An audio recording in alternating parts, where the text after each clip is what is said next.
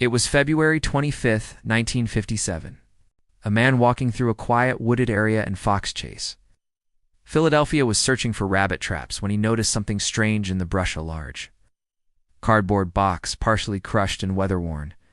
At first he ignored it. Trash in the woods wasn't unusual, but something about the way it was tucked into the undergrowth, something about the silence of the trees, pulled him back. When he opened the box, what he found would haunt Philadelphia and the entire nation for decades. Inside was the body of a small boy, naked, bruised, curled in an unnatural position, as if discarded like garbage. No name, no clothes, no missing child reports that matched. Just a boy, alone, dead, forgotten.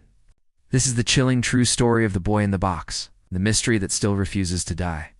The boy looked to be about 4 to 6 years old. He was thin, undernourished, and had short, neatly trimmed blonde hair. His small hands and feet were pruned, like he had been in water before being placed in the box. His body was covered in bruises, some fresh, some healing.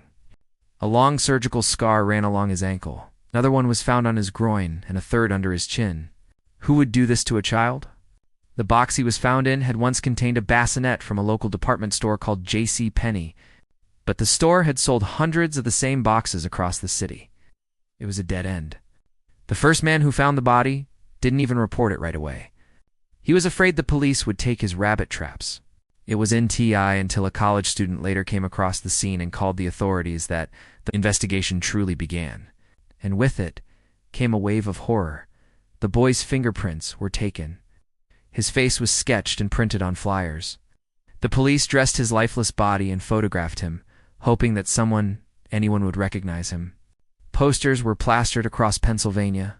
Over 400,000 flyers were mailed with electric bills.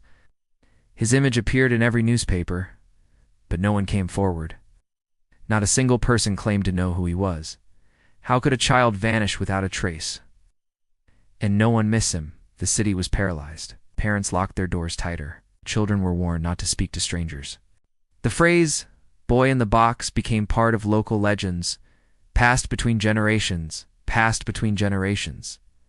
And the theories? They were endless. One theory said he was an orphan, beaten to death in a foster home, and discarded by those meant to protect him. Another claimed he had been sold, trafficked, murdered by someone far from Philadelphia, someone who knew how to make a child disappear. There were stories of traveling carnivals, twisted guardians, secret burials, but one story stood out more than the others. A woman known only by the alias M came forward decades later. She said the boy had vomited one night after dinner, and her mother beat him so badly that he died. They cut his hair to conceal his identity, bathed him, and dumped his body in the woods. The police, desperate for leads, followed her story anyway. But it led nowhere. Over the years, the boy's body was exhumed multiple times. In 1998 and again in 2019, DNA was extracted and tested. Advanced genealogy tools were used to trace his lineage. And finally, in 2022, 65 years after he was found, the impossible happened. They gave the boy a name. Joseph Augustus Zarelli. He was 4 years old when he died. Born to an unwed couple in 1953, he had siblings, he had a birth certificate, he had a life. But the pain doesn't end there. Even with his name revealed, police have kept the identity of his parents private. The details of his final days remain unknown. No arrests have been made. His murder is still unsolved. A small boy, buried once as a mystery, buried again as a tragedy with a name. Today, his grave no longer reads America's unknown child. It bears the name Joseph Augustus Zarelli.